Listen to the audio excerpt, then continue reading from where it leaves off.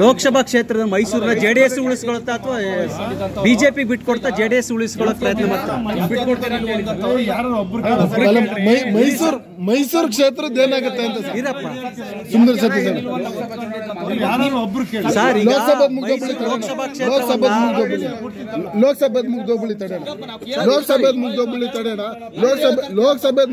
ತಡೆಣ sir Mysuru Lok Sabha ಕ್ಷೇತ್ರ BJP ಬಿಟ್ಕೊಡ್ತೀರಾ JDS ಉಳಿಸಿಕೊಳ್ತೀರಾ ಅಂತ particular ನಾವು ಇದೇ ಬೇಕು ಅಂತ ಕೇಳಿಲ್ಲ.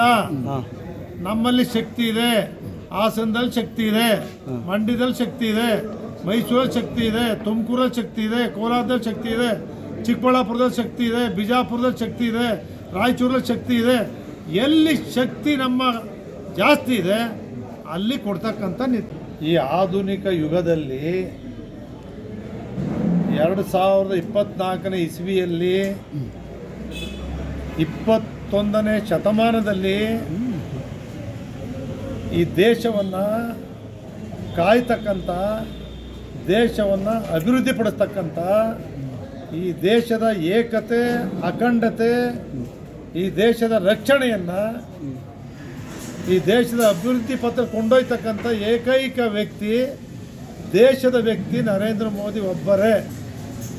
ಆ ನರೇಂದ್ರ ಮೋದಿಯವರನ್ನು ಪ್ರಧಾನಿ ಮಾಡ್ತಕ್ಕಂಥದ್ದು ಒಂದು ಗುರಿ ಬಿಟ್ಟರೆ, ಇಂಥ ಒಂದು ಸಂದರ್ಭದಲ್ಲಿ ದೇಶದಲ್ಲಿ ಬೇರೆ ಬೇರೆ ದೇಶಗಳಲ್ಲಿ, ನಮ್ಮ ದೇಶದಲ್ಲಿ ಏನೇನು ನಡೀತಾ ಇದ್ದಾವೆ, ನಮ್ಮ ಭಾರತ ದೇಶ ಎಷ್ಟು ಕೆಳಗಡೆ ಇತ್ತು, ನರೇಂದ್ರ ಮೋದಿಯವರು ಎಷ್ಟು ಎತ್ತರ ಕೊಂಡೊಯ್ದಿದ್ದಾರೆ. ಇವತ್ತೇನು ಅಯೋಧ್ಯೆಯಲ್ಲಿ 550 ವರ್ಷಗಳಲ್ಲಿ ಆಗದೇ ಇರ್ತಕ್ಕಂಥ ಒಂದು ಶ್ರೀರಾಮ ಮಂದಿರವನ್ನು ನಿರ್ಮಾಣ ಮಾಡಿ ಅದನ್ನು ಜನಕ್ಕೆ ಅರ್ಪಣೆ ಮಾಡ್ತಾ ಇದ್ದಾರೆ. ಇದೆಲ್ಲ ಕಾರಣಗಳಿಂದ ಜನತಾದಳ ಪಕ್ಷ ನಾವು ತೀರ್ಮಾನ ಮಾಡಿದ್ದೀವಿ. ನಮ್ಗೆ 1 ಸೀಟೋ 2 ಸೀಟೋ 3 ಸೀಟೋ 4 ಸೀಟೋ ಪ್ರಶ್ನೆ ಇಲ್ಲ. ನರೇಂದ್ರ ಮೋದಿಯವರು ಪ್ರಧಾನಿ ಆಗಬೇಕು. ಸಣ್ಣ ಪುಟ್ಟ ಏನೇ ಇರಲಿ ಅದ್ಯಾವುದು ಲೆಕ್ಕಿಸದೆ ಒಂದೇ ಗುರಿ, ನರೇಂದ್ರ ಮೋದಿ ಅವ್ರನ್ನ ಪ್ರಧಾನಮಂತ್ರಿ ಮಾಡ್ತಕ್ಕಂಥದ್ದು. ನೀವು ಎಷ್ಟು ಸೀಟ್ಗೆ ಹಂಚಿಕೆ ಬೇಡಿಕೆ ಇಟ್ಟಿದ್ರ? ಎಷ್ಟು ಎಷ್ಟು ಸೀಟ್ ಬೇಡಿಕೆ? ನಮಗೆ 5 ಸೀಟು ಕೊಡ್ತಾರೆ. ನಾವು 3 ಸೀಟ್ ನಿಲ್ಲಿಸ್ಬೇಕಾ, 4 ನಿಲ್ಲಿಸ್ಬೇಕಾ, 5 ನಿಲ್ಲಿಸ್ಬೇಕಾ? ಇನ್ನೂ ಗೆಲ್ತೀವಿ ಅಂತ ಹೇಳಿದ್ರೆ ಇನ್ನೂ 1 ಸೀಟ್ ಕೊಡ್ತಾರೆ. ಅದರಲ್ಲಿ ಏನವರು ನಿಮ್ಗೆ ಇಷ್ಟೇ ಸಾಕು ಅಂತ ಏನು ಹೇಳ್ತಾ ಇಲ್ಲ. ಫ್ರೀಡಮ್ ಇದೆ, ಗೆಲ್ಲಬೇಕು. BJP ಅಭ್ಯರ್ಥಿಗಳು ದಳದ ಸಪೋರ್ಟಿಂದ ಬೆಂಬಲದಿಂದ ಗೆಲ್ಲಬೇಕು.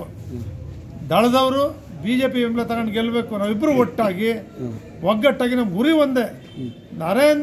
ನರೇಂದ್ರ ಮೋದಿಯವರನ್ನು 2024ರಲ್ಲಿ ಭಾರತ ದೇಶದ 3ನೇ ಬಾರಿಗೆ ಪ್ರಧಾನಿ ಮಾಡ್ತಕ್ಕಂಥದ್ದು ಏಕೈಕ ಒಂದೇ ಗುರಿ. ಹೋಗ್ತಕ್ಕಂಥ ಸಂದರ್ಭದಲ್ಲಿ ನಾನು ಹೇಳಿದ್ರು, ನನಗೆ ಬೇರೆ ಕಾರ್ಯಕ್ರಮಗಳು ಇದ್ದಿದ್ದರಿಂದ ನೀವೇ ಹೋಗಿ ಬನ್ನಿ ಅಂತೇಳಿ ನಾನೇ ಹೇಳಿದ್ದೀನಿ ಅವ್ರಿಗೆ.